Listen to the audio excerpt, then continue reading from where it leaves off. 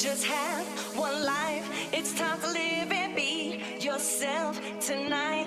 You gotta feel it. You just have one life. It's time to live and dance into the light. Your life is beautiful. You just have one life. It's time to live and free yourself tonight. You gotta feel it. You just have one life. It's time to live and dance into the light. Your life is beautiful. Life is beautiful. Life is beautiful. Life is beautiful. Life is beautiful. Life is beautiful. Life is beautiful. Life is beautiful. Life is beautiful. Life is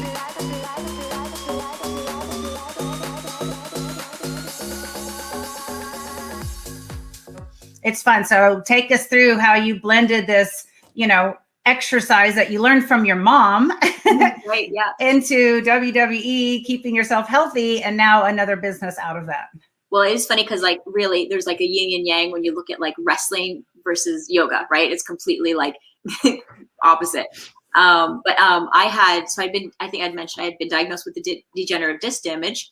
And so it was something like, what did I do about it? Nothing. I didn't do anything about it. They're just like, just be careful at work. I'm like, this is what I do for a living. So there wasn't anything to do to remedy the situation. I'm still going to take these bumps that like give my body whiplash every night. So, but there was a point where then finally my body was like, nope, sorry. Can't, unless you change something, can't help you here. And it basically, that's what I feel like my body does. I feel like our bodies at one point just have to in some way let you know, like, I mean, I go through, so, just even back in the day when you would, you'd be stressed out from studying too much and you have exam period, your body would give you a cold because it meant you need to slow down, take some rest, and you get back to life, Mm-hmm. So I had, my back sort of it seized up on me basically, and I couldn't move. And it was, they identified the L4 or 5, that was degenerate. It was what's it called? A herniated disc I had. Just a herniated disc. And you can't move, and your business is based around you moving. Yeah, I mean, a lot of people have it. It's funny. Many people have the herniation. It's just a matter, I guess, to the point where it's like, okay, your body's it's done now, right? So they wanted me to, I was champion at the time. They wanted me to have surgery. So I go basically like just kind of write myself off TV, go have surgery. And then if we could get back, that'd be great. That's kind of like what the thinking was. Because the industry is really go, go, go. A lot of it is, you can take, I mean, no one takes breaks because you want to be on TV, right? So you can take a break, but like you're taking yourself off the storylines and off TV, well, right? And then you're jeopardizing maybe the longevity, and someone else steps into that spot for you, right? Like it's just who's there now and how hard you're working at that. So I get that. Yeah. You don't take breaks. You just keep going. So, but then this injury, obviously I needed to take a break. So I didn't want to do surgery. I wanted to see if I could just sort of tackle it through some physiotherapy, went to traditional physiotherapy, and it really wasn't like, nothing was helping. It was probably, I'd say a few weeks, a month, whatever it was, definitely was not seeing a change. And the WWE's calling me and they're saying, so, you're champion, maybe you should just go ahead with the surgery because we got this belt on your shoulder. We have no champion here. And take the belt. No, I didn't say that. I would not say that. And then one day, my girlfriend, actually, another wrestler, she had a neck injury and she had been doing yoga, and she said it was really helpful for her. And so I had a Bikram yoga studio, hot yoga studio that was like right on the corner, like right around the corner from my house. And I remember driving by it, like thinking I should try it. But like, to me, yoga didn't seem like it was in line with what I was doing. I guess, with the wrestling, it just didn't seem like it fit with a wrestling way of life, or with working out or pounding the pavement or go, go, go. It felt like it was about sweating and dripping sweat and hard breathing. And, it was like that. You're right. And so, but one day I just drove by, I was frustrated, work is calling me. And I said, I pulled in, I said, so where do I sign up? What do I do? And he's like, well, we have a class going on. And I was like, oh, could I do, not my ego, but it was a little bit like, do we have private classes? And I was going to say, because I'm kind of famous, like, I didn't want to, and a little bit of me was like, as you whip out your belt and your magazine covers. You know who I am, Here, if you don't know, you check out my resume, and here's my magazine covers, and here's my belt. Well, and a little bit of me, like the competitive side of me was like, I'm going to suck at this. I don't want people to see me suck at something, right? Like I just didn't want that. And then he told me, this is when I learned the yoga mantra that we use, which is check your ego at the door and just be. And so I was like, okay, fine, I can do this. And so I went into my first class, and like, honestly, even right away in my first class, I felt like I could feel like a difference in my body. I could feel a little bit more mobility. I could just feel a little bit more open. It was the first time in that craziness, I feel like with 300 days of the year going, there was this noise around my head at all times that it was very hard to find the quiet places. And so to do the meditation in there and to have those moments and to hear my breathing and connect with my breath was just, man, it was such a good space for me to be in. And I was just like, I just knew I needed to be in that space. And it was like something that I needed. I swear the universe sent me there because it was something I needed at that very moment. So not only did so then I was like hardcore. Of course, I hit everything I do hardcore, even yoga. Right. I don't have to say hardcore yoga, but I was a hardcore yogi. It was a responsibility, but I committed to it. So I decided, I saw the difference, and I actually abandoned the traditional physiotherapy, and I went. I think it was, excuse me. I think it was 3 months that I went every single day. Every single day that was part of my day. I went to yoga, started my day that way, set my intention, got very into meditation. Saw being able to sort of put my career in perspective, knowing what I wanted when I go back, setting my intention for what I wanted to do when I went back. I even invented a move when I went back. I had finally mastered doing a standing and then going to a back bend and then coming back up. And so in my mind, literally, this is this yogi, that's why I say the yin and yang. The yogi in me is connected with my breath, going back, elongating my body, coming back up. And then in the meantime, I'm like, oh my gosh, I could duck like a punch, a kick. Yeah, that could be cool. Like I'm putting a wrestling move together in my mind. And I actually debuted it when I came back. Actually, I did debut it, but and it just completely rehabbed my back. I completely rehabilitated my back, and I have not had any recurrence of the injury come back since then. Went back on the road and was a completely different athlete, to the point where I moved better. There was more freedom in my movement. I felt like a bit of I said it was like Gumby, whereas before I'd hit the ground like this, whereas before I felt like I hit but then moved, there was a bit of that movement to my body. And then, I didn't have, I was used to just having headaches, just part of, I thought, because I've been, that intensity. No, you don't have to have headaches. It was definitely something was back there, was not how it was compressed, there's compression in my spine.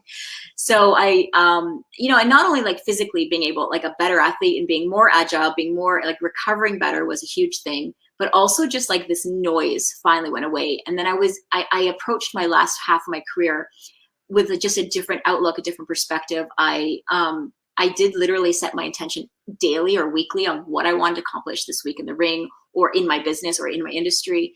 And I just appreciated more. Before it was I was just go, stop in this town, airports, arenas, hotels. And now this time I'm okay, I have this amazing opportunity. I have the whole world in front of me. I'm going to be in Memphis, Tennessee. Well, I'm going to go to Graceland. I'm going to do things. So my last bit of my career, I actually traveled and took advantage of being on this road. There's a beautiful gift of being on the road. Mm-hmm. And I actually got to see the world. I saw the places I was in. I got to, just kind of get part of the local culture everywhere I went. I was like, how lucky am I to be, popping in all over the world. I remember going to we went on an overseas tour. And so I jet lagged and everything. I think I went right off the plane, found a yoga studio. And to me, to be in this room with all these people, and it was people that don't even speak. So we spoke a completely different language, but yet in the class, we spoke the same language to me, moving and breathing together. And it was just so beautiful to me. It really it enhanced my life so greatly. And to the point where when I retired, like I said, fantastic run, the last end of my career athletically and accomplishment wise, became champion again, etc. And then when I retired, I just was I delved right into it. I was doing, I was taking those retreats, and I was going to Italy, and I practiced with different practitioners and all different disciplines. And I just was I said to Ron one day, we were going for one of those epic walks that I was telling you about, and I was walking around. I said, you know what? I feel like I want to it's I have a secret. And everyone would be you look so great. And I was 30 years old at the time, and people were you look amazing, and look at your body. And I was I know I have this secret. It's I have this secret. This yoga is the fountain of youth, And I just felt everyone needs to know it. So I thought and I said to Ron, I think I should open a yoga studio. And then I just can spread the message. I knew I had, I was still, because Canada was really great about embracing me as a celebrity. And so I had that crossover appeal where it wasn't just wrestling fans that knew me. I'd go to the McDonald's drive-thru. What was I doing in the McDonald's drive-thru? Did I say that? Sorry. One time I was so embarrassed because I was I'm not supposed to be here. It's Trish Stratus should be at the, I got recognized from, they're you're Trish Stratus. I'm shoot, my cover's blown. I'm not supposed to be here. But my point is it was crossover appeal because Entertainment Tonight Canada would cover me. They covered they're what are you doing now? I did a couple TV shows. They covered the TV show. It was kind of cool that they embraced sort of my career.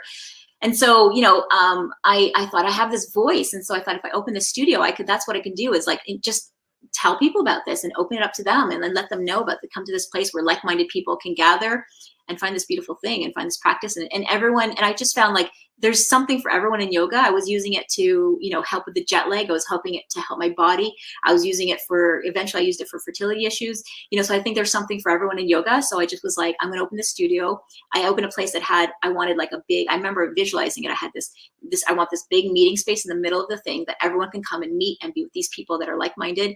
And then I had 3 different studios so I could offer different disciplines so that, there was something for everyone in each of the studios. And I did. I opened up Canada's largest studio. They called it, it was 5,200 square feet of this beautiful yoga place. Husband built it. I designed it, and we did it. And we actually launched that dream, and it was pretty spectacular.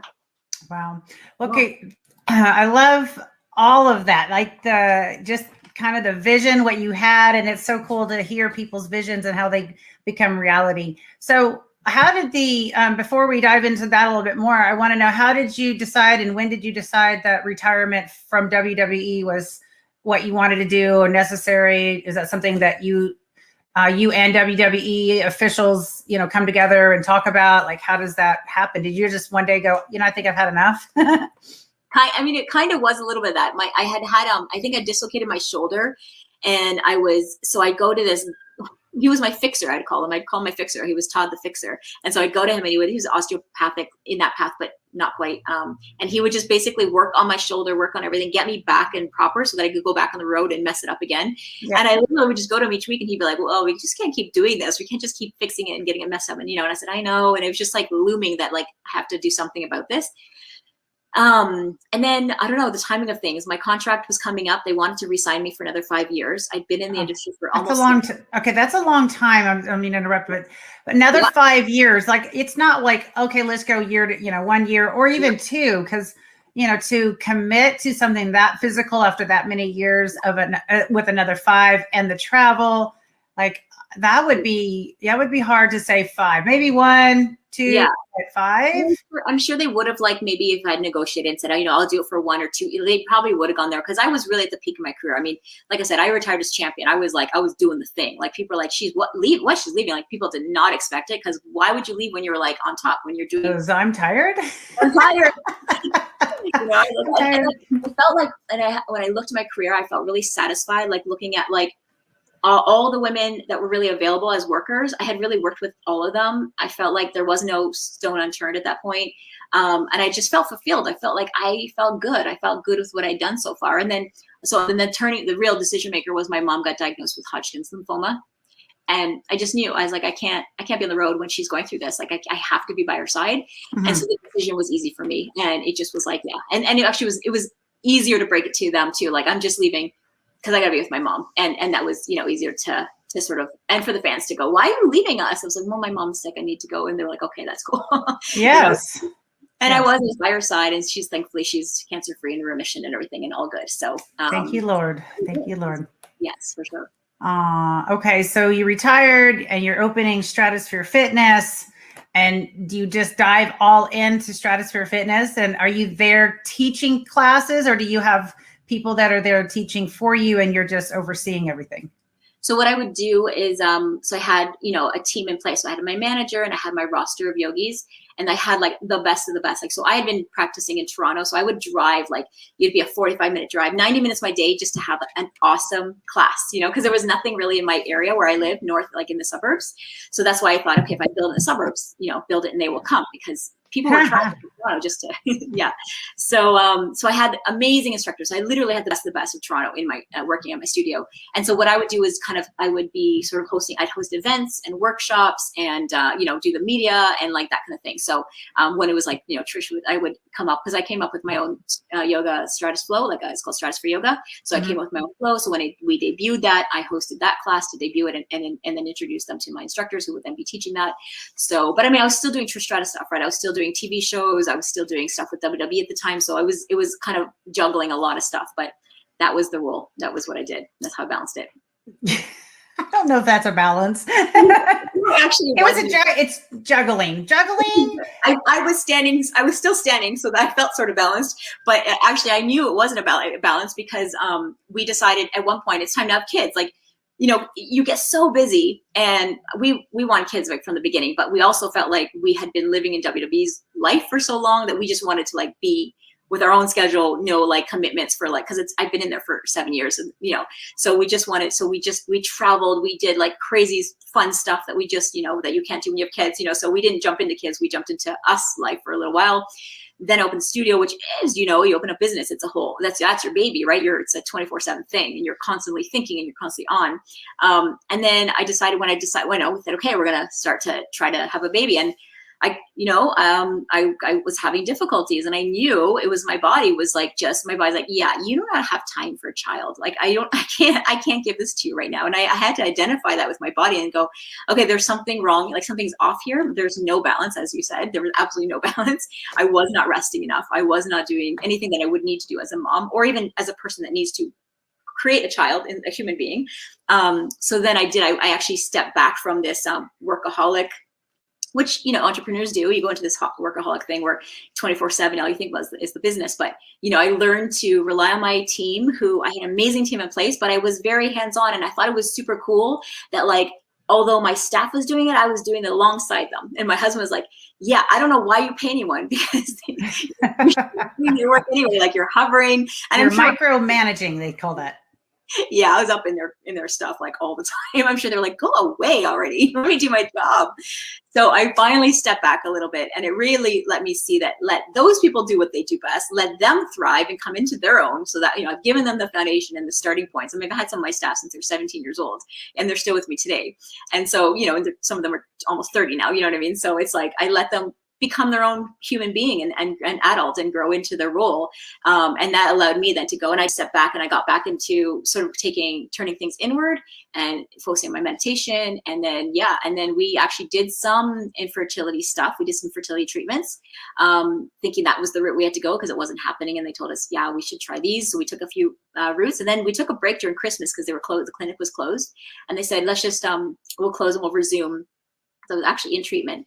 And then we conceived over the holidays. It was really lucky me. I'm just kidding. It was luck. We prepared for that. You prepared. Well, God bless you guys. It says in his word that the children are a blessing. Yeah. So y'all were blessed. Yeah. So that was his little miracles. That's so awesome. So, so Stratosphere, do you still own Stratosphere? So Stratosphere, we had the studio, like the bricks and mortar, for 8 years. And then there was a phase where my manager left, the rent was going up. It was just like stuff was like, oh, this doesn't feel like the right thing right now. And then just like I had one of my instructors who had transitioned to sort of like a corporate role where she was going out and like getting corporate gigs for us to outsource our yogis. And I was like, let's focus on this. Let's see if we can do that more. So she went out and we put a package together. And I went to a lot of the presentations in the beginning to like talk about the wellness and bringing wellness into the workspace and things like that. So we got like a bunch of contracts to the point where I was like, we don't really need the bricks and mortar. Like this is a mobile business. We could go out and we don't need this 5,200 square foot, headache at times, and thank God now, gosh, during the pandemic, I've had friends that have lost their business. I'm just glad we just made that transition. I mean, we did that so many years ago, but so we shut down the studio and we moved everything. So I still have my team of yogis. And to this day, I have my team of yogis and we outsource them to events, and she handles all that. It actually happened when I had my second child. So it was like a perfect time. I sat back, she kind of blossomed and kind of took over and made this whole, revenue stream for the business. And so that's what we do. And we have a fitness, like a product line. And so we do a lot of it. And a lot of my clients, like our customers are all international, like the reach for the wrestling fans are everywhere. They're international. So not just like in the one suburb in north of Toronto, you know what I mean? Which is what the studio was catering to. Mm-hmm. So also it was a good move. And luckily we made I don't want to say luck anymore because you're telling me it's not luck, but we were blessed that it was a nice transition and a successful transition that we were able to move out of the bricks and mortar and actually have this sustained business, which could operate without me being so hands-on and there every single day.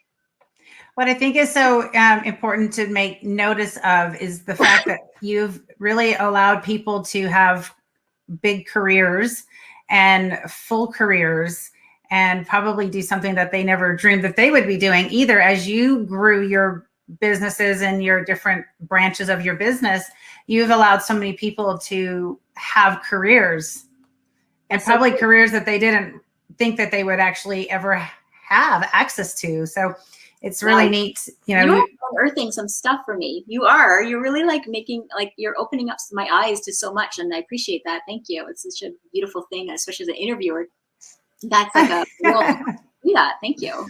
You're welcome. Well, I think that's important because, you know, there's so many different ways to affect or not affect other people's lives. And, you know, being in the limelight as a wrestler and a fitness icon, like, those things are cool, but they're a lot for us, right? They're not for everyone else, unless someone, you know, uses you as a role model and they change their, you know, health and everything because they're like, oh, I want to look like that person or perform like that person or something. But when you can actually do something to bless somebody else's life in such a big way, I mean, and financially, like, that's, and then for them to get to do something that they actually probably really love to do now, like, is, you know, taking care of the business that you've allowed them to help develop and grow. And it's their baby too, right? Yeah. Yeah. I have my right-hand man is Brian. He's like fantastic. He's like, he started off as a fan. He was a fan doing a fan site for me. Wow. Do you want to do my yoga site? And so he got into it and I shared all my branding with them. Yeah. And we've not looked back. He's been with me for almost, like, I mean, it's been over a decade. And he is, you know, he's done everything from, we've designed packaging together to, you know, he's done it all with me. And it's been so fantastic to know I brought this kid along. And he actually shared a picture with me of, like, when he came to one of my autograph signings, when he goes, my mom just pulled this. I was like, oh my gosh. Like, he came to me as a kid. I was like, my son does a website for you, you know, and he's just so, and, you know, and I remember, like, he's a graphic designer. He would do websites. That was his job. But then I remember when I had my product came out in the stores, it was my fitness product line. And I had told the company, I was like, I want my team to do the design because they know me. And also I knew we were like night owls. We usually work into the night kind of thing, but we could do that on our own time. And I remember Brian was like, he's like, oh, I don't think I can handle it. I could do websites. I can't. And I go, no, but it's still design. I'm like, you can do it. You know the look, you know the design. It's still design. It's just a different medium. You can do this, right? And we talk about all the time how he's like, now he can do it all. I mean, this guy does everything. But, you know, it's just cool that we kind of we've done this journey together, which has been super cool. He's part of that family. Yeah. Oh, your stratosphere family, you know, you've got your own galaxy. Well, yeah, it's beyond the stratosphere, right? Yeah, I think it's so fun. It's so fun. Okay. I have a quick question and then we'll talk about the other parts here too. But when you were traveling kind of like your last year or so with the WWE, and you were saying that you got to go to all these different places and see all these, you know, unique things with that area that maybe you were traveling to, was Ron able to go with you on some of that, or did you do a lot of that traveling by yourself? He'd come on some trips here and there, but he was always committed to work. And also it was like he'd come, but we know on those trips, it's a bit strange because what we'd do is we would turn a trip, like if we were in Florida, for example, he'd come to the last show and then we would stay and then go to my next town. Okay. We'd kind of do it like that, as opposed to, it's like being in my workspace. I'm like, oh, I can't do my thing, you know? Right. Like, but he would come and then he would just go in the crowd, and like, he's, as a wrestling fan, he was loving it, right? So he got to stuff as well. Did he like wear a shirt going, Trish is my wife? I'm sure I made him. I'm sure he carried the sign, hun. I swear that's my wife up there. If some fans would be like, phone, I swear. Look. You. I did have my bestie on the road with me at the time. Like, we were actually nemesis. Like, we came in at the same time. We were always fighting each other. And then there was a phase where we aligned at one point during wrestling where fans were super, like, cause we had the Trish fans and she was called Lita. And it was like, so we finally aligned at one point. Fans were super excited about that. And then near the end, she was my final match. And we set it up like that with, you know, we thought it would be a good way to go with my rival, to go with my final match together. And so we ended up riding out that last bit of our career. We always talk about it was like the best time in our career, because she was actually going to retire eventually as well during that time. And so we knew we could do no wrong. Like, we can't be late to work. What are they going to do? Fire us, is what we would say. We really enjoyed it. We got to actually enjoy the road. And that was like, and the special, like, how lucky are we to be able to have this, and let's take advantage of it, you know? Yeah. That's fun. That's fun to have. You know, us girls, we've got to have a girlfriend with us to enjoy a lot of those things, right? Yeah, sure. It's important. Okay, so you now are all about your stratosphere fitness, and you've got a lifestyle brand. And then let's just throw in that you ended up in film. I did. Let's just add more to the plate. So balancing thing that I didn't do. Yeah, that's around that same time. Oh, and why not? So how did and what? Okay, you debuted in 2014, and I believe we have a super cool clip to show of that. So whenever.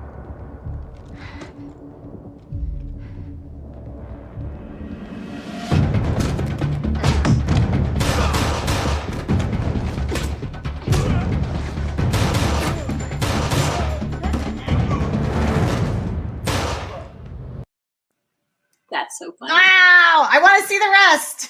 What was the movie name? It was called Bounty Hunters.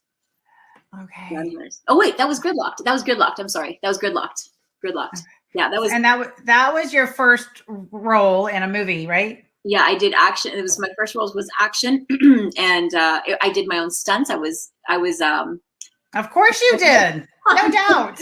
No doubt. Oh my gosh. There was one dangerous thing that they were like, we're just gonna, my agent would not let me do it. I was like, what I want to. He's like, just, can you stop it? There's people who do this.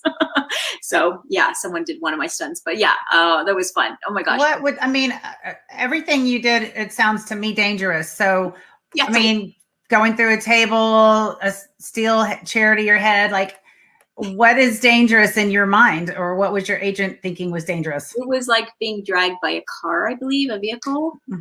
I'm like, I don't really do that. So yeah, she can do that. You know what I mean? I bet it'd be fun though. I was just like, that would be fun though. He's like, stop. Is it gravel or is it grass? Right, exactly. Let me just get all the details before I discuss. I mean, gravel could not be fun. Grass, maybe. Yeah, exactly. And is there like maybe like a sort of a sled thing underneath me? What am I doing? My back? Okay, no, I don't want to do it. Oh my gosh, I dated a guy for about 4 years that was a stunt guy, and his dad was Magnum PI Tom Selleck. Oh, really? It was, so his father was his main stunt double for years. Crazy. Wow. Yeah. And then the whole family, all 3 kids were all in the stunt industry. And for a couple of years there, or at least 1 year or whatever, I remember there was somebody that was trying to get me involved in the stunt business. And I was dating him, and he was like, no, I don't want you doing that. And it's not, you know, I don't think it's a good fit for you. And so I never played around with it, even though it was intriguing to me. I did. And his sister was heavily involved in the stunt world there too. So, I mean, I think his craziest thing he did was full body fire. Oh, wow. And I remember them asking him, who do you want to set you on fire in case something goes wrong? You can, you know, he had his father come and do the stunt with him. Oh my gosh. Wow. That's crazy. Yeah. He was completely engulfed in fire. Like, nothing. No, I never did any of it, but not double to do. What? I'll definitely get my stunt double, do that one. Yeah, that would be pretty dangerous, but so pretty amazing. I love seeing that. So what was the film like for you with having that kind of role? How did that kind of fit into your life? So that came at a time let me think of the timeline. So I had the studio. I had just had Max. Max was about 6 months old. And actually, I had sat down with my agent. One of my wrestling friends had this agent who was in Toronto, and he's like, "You should chat with him. He's, you know, he probably do some stuff. Are you interested?" I said, "I've kind of like, it wasn't that I've done a lot of TV shows. Once I retired, I done guest spots on different shows, which was fun. And I hosted a couple of things. I produced my own travel show, so I did some TV. But I thought, yeah, I'm not like not open to it. But I just I wasn't prepared at that point. I just knew, because I had a child and I had the yoga studio, that I wouldn't be able to do like hit the pavement like I normally do with every career I have, which is, go into the act, delve into the world and like do that, the auditions and that kind of thing. I just knew, So, yeah. I mean, I'm not going to say lucky, but this sounds pretty lucky. Check this out. I tell the agent, yeah, let's do this. Cause I had opened up my second, pop-up studio for my yoga studio.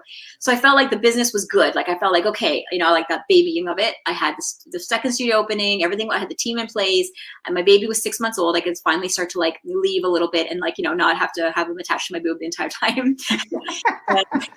Literally.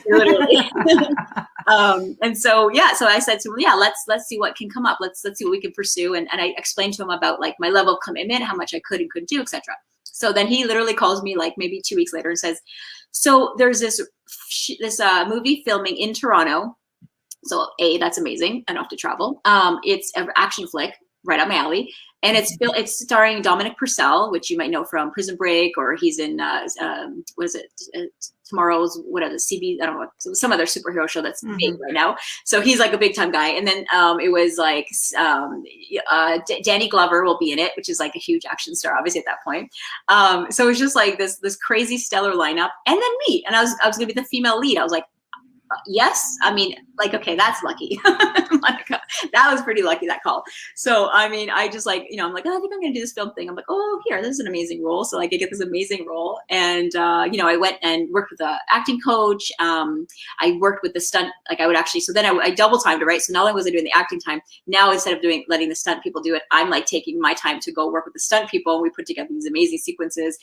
But loved it. Like I loved every minute of it, and it was fun, and it felt it was a natural transition. There was definitely like, we're used to being very theatrical and big with our movements, and like, it's like, no, you know, it's like, you don't do it. I'll go. Yeah, what is that face? You know, Trish, bring it back.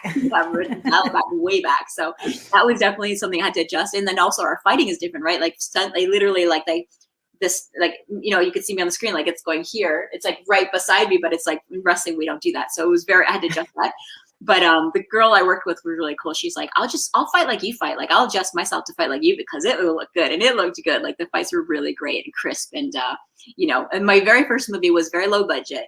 But it's one of those movies that like is like a cult favorite where people like it because the fight scenes were super cool in it. So that was good. And then the second movie was, it was really fun, just working with the guns and making it more like an action flick. So it was really cool.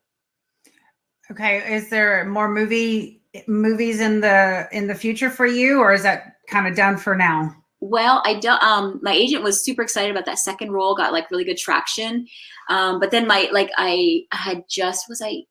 remember the premiere happened. And they had a premiere in Toronto. They had a premiere in Texas actually, and then they went overseas to do one in Japan, I think it was. And I couldn't go because I was pregnant. And so I just basically got pregnant with my second child. And then I was like, as you know, I'm an all in, as I talk about. So when I'm mama, I'm all in mama. Like and for the first time, now I know how to take time off. So I decided like, I'm going to take a proper mat leave with Maddie, which I didn't do with Max, the first one. And I actually enjoyed being home and not worrying about rushing and juggling, like, you know, baby on my boob and the computer and stuff like that. So, so like just the timing of it, the movie was such a good hit, but for me, it was really good. And there was lots of traction and we got lots of hours, but I was like, oh, I'm pregnant now. And so that was my focus. And so my agent was cool. He's just like, well, let me know when you get back in the game. And then I've kind of been an all-in parent for a little while. And then now she's finally at the age where, you know, so we started I told him like, yeah, like, let's get to it. Then the pandemic hit. And in the middle of the pandemic, I get a call and he says to him, like, I'm in like homeschooling mode. I've got the hair in the bun for 24/7. And he's like, there's this cool like Christmas movie, like a Hallmark kind of movie. And, you know, they just want you to do this kind of cameo. You could just, because there was a kind of break in the pandemic last summer. And he's like, what do you think? And I was like, yeah, well, when is it? Because I was going, do I get to hit anybody? No, I was just thinking of all the food I've been consuming. It's Christmas. You have to have a Christmas coat on, and you didn't have to be in. That's exactly what he said to me. He's like, you're in winter clothing. I'm like, oh, okay, maybe I could pull it off. There's not like, right. So he's pretty lucky. So yeah, I gotta stop using luck, I think. But anyway, that was super fun. We were one of the first productions that got greenlit after all the orders got lifted in Ontario. I filmed that little thing. It was super fun. Came out at Christmas time. It was Christmas movie, obviously. And then and now everything's sort of on hold again because of the pandemic. So there you go. Here we are. So perhaps. So there were So a lot of those Hallmark. My husband and I are big Hallmark kind of junkies. During Christmas, you know, we like to watch all those, and we always analyze who's going to kiss who, and you know, when are they going to go on their date, and you know, we analyze all of it. We don't just sit and enjoy it. We've got to, of course, put our own spin on it. So, but I guess for your movie, they didn't utilize your talent, meaning like they didn't say you're going to have a cat fight with this girl over this guy, and. No, it's true. It was like the first time I wasn't doing an action. You're like, we could have a really cool cat fight. Come on. The cool thing is so this is the character I was given. So she's the world champion axe thrower. Oh, of course. So I could relate to that. Everyone's like, you did so good in the movie. I'm like, well, it wasn't really a stretch. It wasn't a stretch. I was playing this female champion who dominated her industry, and yeah. So, And you looked cute doing it. I did want. I kept saying, I'm like, do I get to do axe throwing? Should I meet with the guy? He goes, no, we're getting a professional axe thrower to throw the axes. I'm like, fine, but I got on a set. I was throwing those axes. Give me that axe. You do axe throwing? It's fun. Do you ever try it? I have never tried axe throwing. Oh, it's fun. They have them at like fairs and stuff like that. It's super fun. This has been so fun. Like, there's such a different side of you that I just never really got to know. Yeah. With all of your athletics and all of your cool, talent that you can do and that you've, really pushed yourself to excel in. It's really, it's just fun to hear. I've really, really enjoyed learning of all these different, this interview has been way bigger and more in depth than I really knew was going to happen. So this has been a delight. Thank you. It's been a delight. We kept saying we wanted to chat. We're like, no, let's keep it. I know, right? Make it official. Now, of course, I want to like go, okay, now tell me about you is what I want to do. So, well, as good girlfriends would, right? I'm going to host one of your episodes starring you so that your fans can. I would love it. That would be so fun. Yes. I would open up that opportunity. I love it. So, okay, recently you guys won Canadian Business Award. Like, for which business? Well, it's for the company, like the parent company, Stratus Enterprises, and it was recognizing our online platform that we have this online platform for the our fitness products and the memorabilia. Because I mean, the fan mail business started as fan mail. Go to your order, cut out the little thing, and cut the mail, getting checks in the mail, and like all that.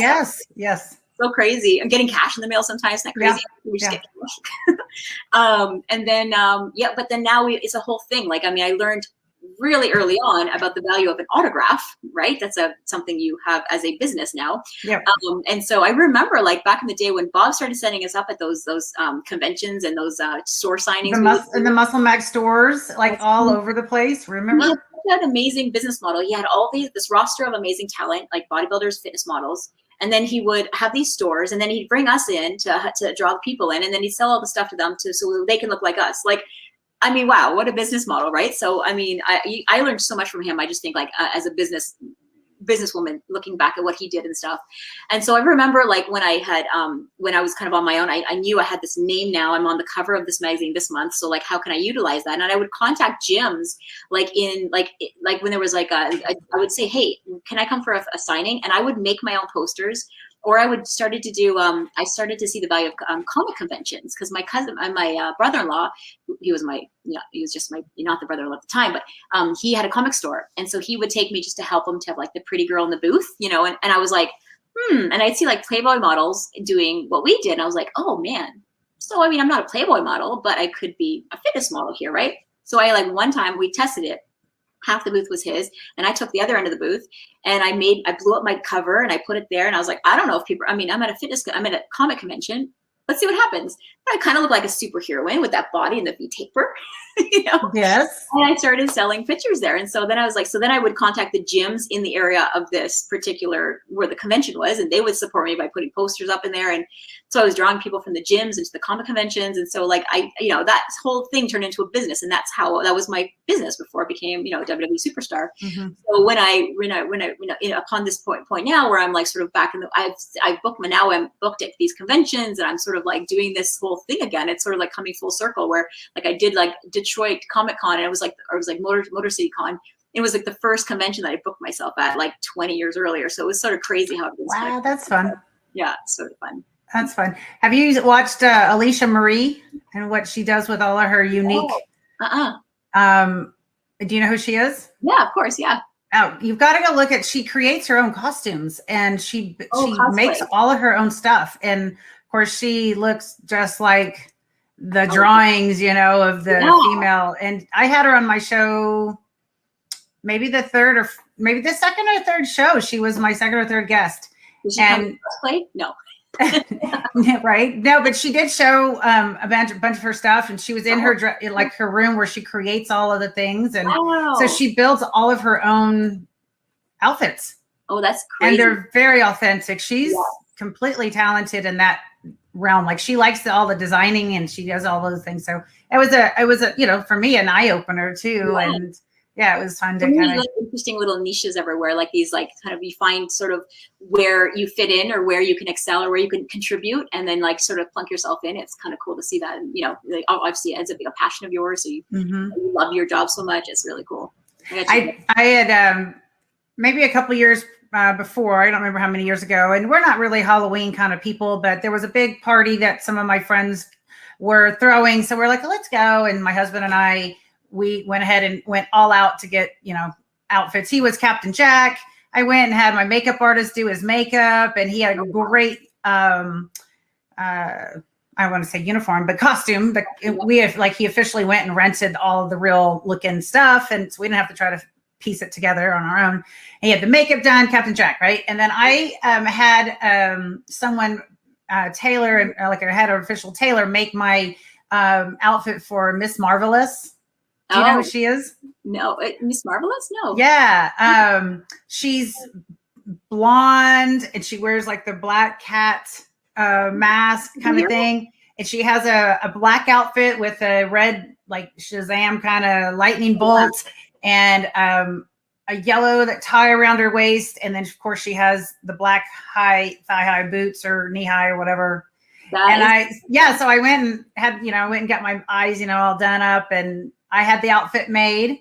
Yes. It was so fun. And then my goddaughter was with us. Her body. So it's like, you could, like, who had, like, normally people dress up in the costume, but you actually had the body that they had in the comics. That's so great. Love it. It was so fun. I was like, I really enjoyed that because I had never dressed up as a superhero because I'm blonde and I didn't know who's blonde. Right. So I was kind of just looking and I'd seen, her. I guess I was like, I don't know if I was pulling up superheroes or what, and that came across. I was like, wow, she's kind of hot, and she got the blonde hair, and then she has blue eyes. So I got the blblue contacts. Oh, it's so good. It was so fun. It was great. And of course, you go to the party, and then everyone's like, well, because it's like the bottoms are like, like a brief, and then I had the fishnet hose, black tights on or whatever they were.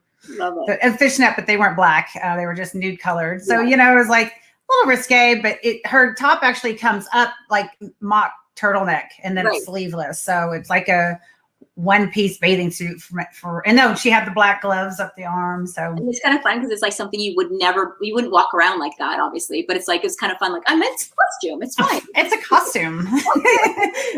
Did I get ready for this? Yeah. I'm like Trish. I prepare for things. I love it. Yeah, you'll have to go look at her sometime because you would fit her very well as well. Love and it. I don't know. Are there other blonde superheroes? I can't remember right now, but she was pretty cool. Yeah. Cool. I love it. Yeah, you would fit that. Okay, so Wonder Stratus merchandise, is that what you're selling right now online? Is that encompassing all of the things that you're selling right now?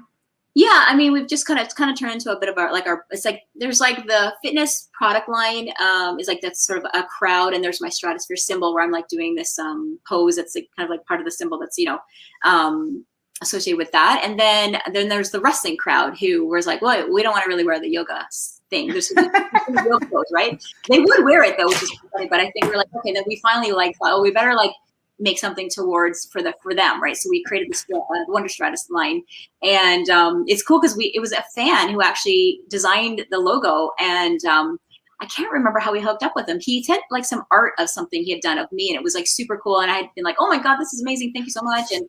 And then we kind of, we commissioned him. We thought, if anyone could do it, he could probably do it. And so we asked him if he'd like to create a logo.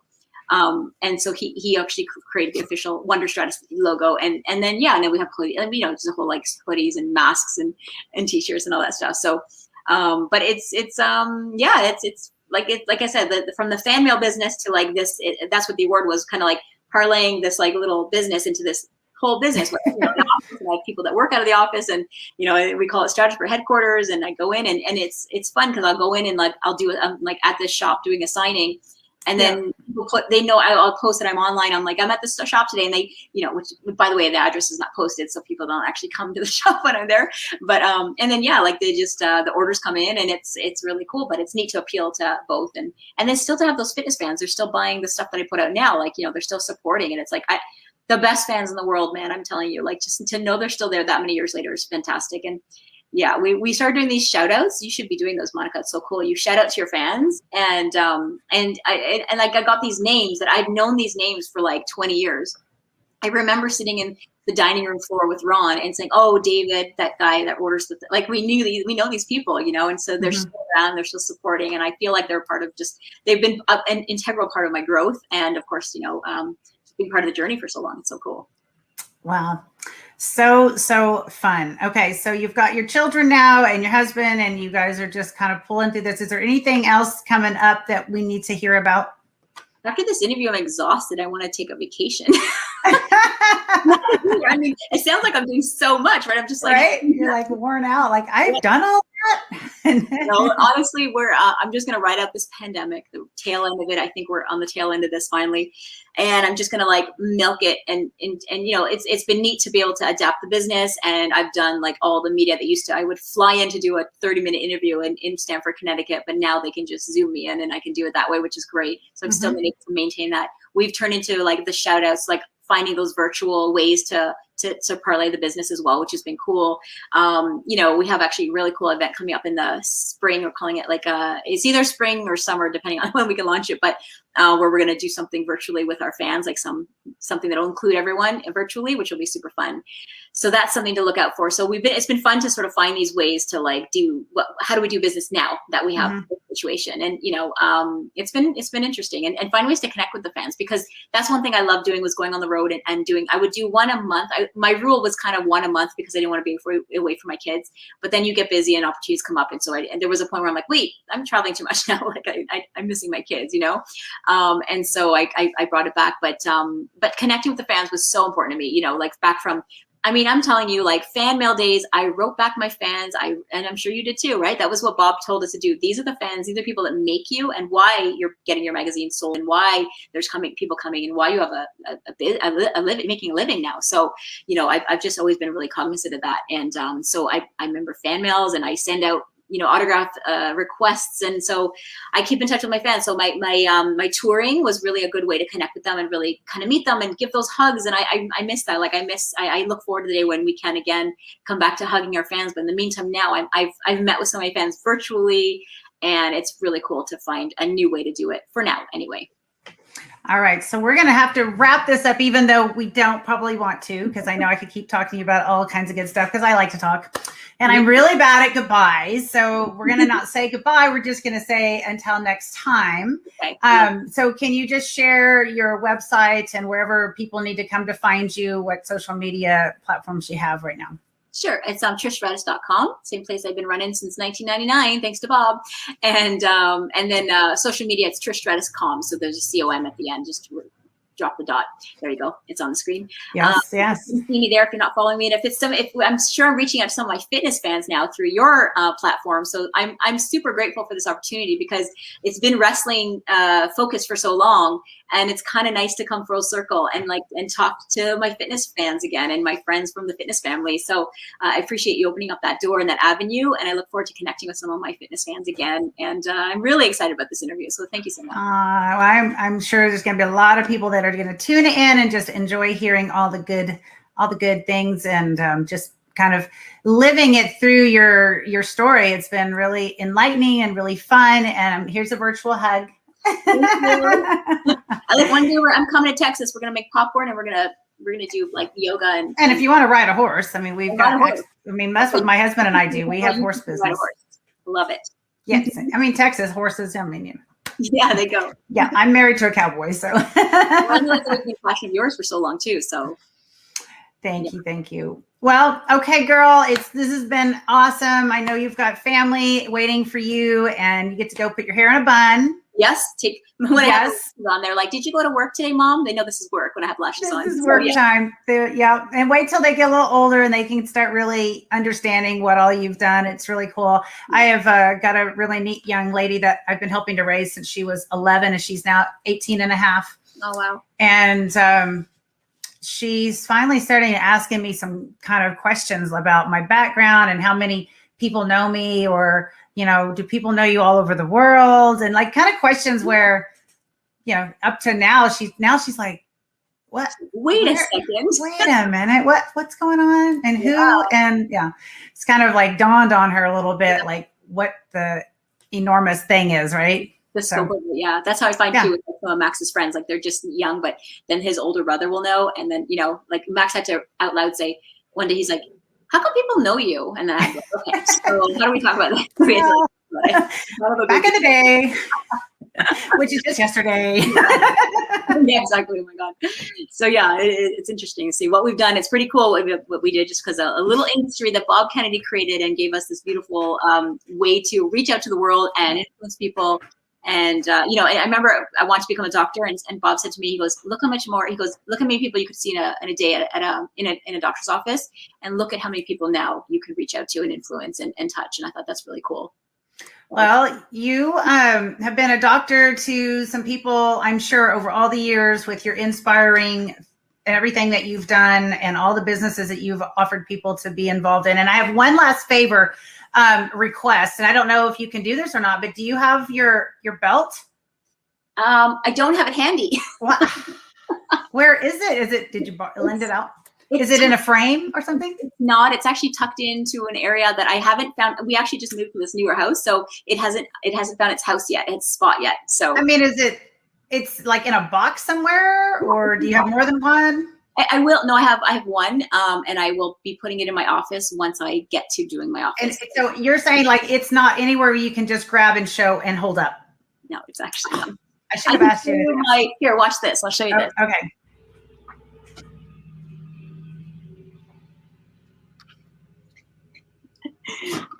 This is when I won Diva of the Decade. It shows you how long ago it was. This is a television. Hold it to the screen a little more, or to the camera a little more. Is that a TV? Was it look at you. How cute. Is that an actual, does it hold is that supposed to be a TV with antennas? Wait, how come this is back? Oh, this is opposite. Yes, it is. And so it's funny because I actually held it in we had like our wrestling awards called the Slammies, and I was presenting. And so I brought it up as and I have the Diva of the Decade award here. And I was like, "Oh, kids, this is a television set. You're probably not familiar because it's so, but you would turn these knobs and these things would, never mind. You know, it's one of those things." It's just not a bug. Bug with antennas. Yeah. Well, okay. So I'm going to recommend when you finally get settled in your home and you have a place for your belt, keep it somewhere where it can be seen, because I never had any of this up for all the years until 2020. My husband and I got this cover was a 2020 cover. I love it. And I had a massage therapist come, and I know you've got to go, but she was like, "You need to have that cover somewhere in your house." And I'm like, "Where? I'm not going to just put a cover in my house." And then I'm like, "I have too many covers. Like I'm going to have one up and not the other." And I was like, "I've never had any covers up." And she says, "If I were you, I would have all my covers up all over my house." And I'd be like, "Well, that's kind of weird." Yeah. So we rearranged our office, my office, and I have this giant wall. And so we just started putting some of my covers up, and then he built this so that I could have my Olympia medal out, which has been in a box for years as well. Yeah. And I'm like, that's something that not everyone has too. So just like your belt, right? It's because you have an outlet that it makes sense for you to have it, right? Like I know I had my gyms, my gym was covered, and I would do my covers, but then it started to feel a bit like shriny, you know what I mean? Like a little bit. So I didn't put it up my lat in my current gym. It's not there. But then sometimes when I do my more wrestling centric event, I do put these guys out here. Like I put a little deco out and stuff like that. So but yeah, my belt, the people probably like sitting there. Yeah. And the thing is, if you walk in my house here, the doors to my office close and you never see any of this unless you walk in and look to it, because it's like You but know, so it's part of the set. It's part of like, it's a part of what you're doing. It's kind of, I love it. I think it's you know what, it's actually been really fun for me to have and just to remember, because I'll look and I go, oh yeah, I remember doing that picture or where it was and all those kind of fun. You've been looking at it, I'm like, oh my God, I think I had that cover. I probably cut that out and put it on my mirror when I was training.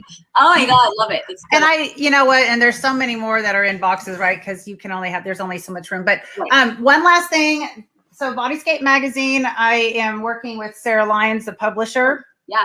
And she is one of the most talented photographers ever. So we have, and you remember Carrie Lee Brown? Yes. Yeah. So Carrie is, so I'm working and helping develop photo shoots, and we bring in, and then we have a whole business platform for women to make the cover and have a huge, beautiful 20-page, 25-page feature article written. Wow. And the cover models all get their article written by Carrie Lee Brown. I love it. Right? So we kind of have this cool thing going. And we were with Carrie in the end of February. And because, you know, she lives here in the U.S. now. Yeah. And so we kind of had this fun idea, which we thought would be really cool if Canadians could travel back down to the U.S. right at some point. But we thought it'd be really fun to create an old school fitness girl cover with like 4 or 5 of us, you know, and kind of bring some of the old school girls back in, like you and I kind of talked about, right? Yeah. Yeah. There was a cover. Let me see if you can see this one up here. It's the 75th issue. It's right on the end here. Yep, I see it. Yeah, and that was like the 75th Oxygen cover. And it had, you know, Tosca and Devana and Elaine, and Alicia Marie and myself. So we had this whole photo shoot we did and the cover, and it was such a fun thing. And Carrie Lee Brown helped put that together. So her mind, she was like, and she knew I was going to have this interview with you at some point. And she was like, wouldn't it be cool if we could get like a handful of those old school fitness girls back together and do like a reunion shoot and maybe have a cover of Bodyscape. I love it. Right? Good. It'd be fun. Motivation to keep on, because I told you I was during that pandemic. It was going. I don't know what's happening. Well, just message me if you need any extra inspiration. Yes, we'll keep each other inspired. You remember that.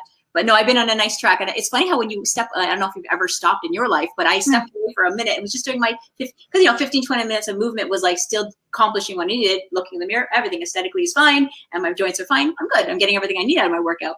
But I wasn't getting like the endorphin release that like in serotonin, like I'm telling you, getting back into it, I've been over the last couple months and it's been fantastic. And I love it. I'm like, how did I even stop? Like, who are you? But it was just, I was so caught up in, I was homeschooling. It was just so much that I just didn't have time for it. Was really making time for me. So coming back to me, it's like, that's what it's about. And, you know, you're calling yourself selfish, but sometimes you have to be, it's important. Well, keeping yourself healthy is not selfish. Right. Well, I figured my yoga was doing that, right? I was still like, I'm still, you know, but no, I just love it. It's so nice to be back into it. But good, now I have this extra motivation because we're going to do that long cover. Wouldn't that be fun? I know. I'm like, we've been thinking about it. So just kind of have that in the back of your mind. If borders open up and we can make it happen. Okay. Hopefully in the next couple months, it will happen, right? Hopefully. That's what we're working toward. We're bringing our Texas opening to the whole world. Good. We will pray and it will manifest. That's what will happen. Let's put it out there. Trish, thank you so much. Thank you for joining me today and spending all this time and sharing your beautiful story. And just God bless you and all that you're doing. And may his favor rest upon you and your family, and stay healthy. I can't wait to see you in person. Thank you. I can't wait to give you a big hug in person as well. I appreciate it. Like I got a little choked up on that. I know. Thank you so much. This is so wonderful to connect. Love you so much. Thanks. Love you too. Bye. All right, guys. Well, we've had such a wonderful conversation, and I'm just in awe of everything that Trish has done, and it's so fun to learn all of her stories. I hope you guys have enjoyed the show and have your eyes open to a whole new Trish, if you haven't heard all of those details. So you guys go check out all of her platforms and her website. Make sure you tell her I sent you and that you heard of her awesome story here on the Monica Brant Show. I want to say thank you to my sponsors, Legendary Foods, Aloe Life International, and Egg White International, of course, Bodyscape Magazine. Ta-da. And thank you guys for joining, tuning in. Be sure and come back around. Make sure you subscribe and like my channel and the videos, please. And be sure you go check out all the other episodes. I've got a whole year worth of fabulous interviews from some really amazing people. So as always, stay fit, love life, and God bless you guys. See you soon.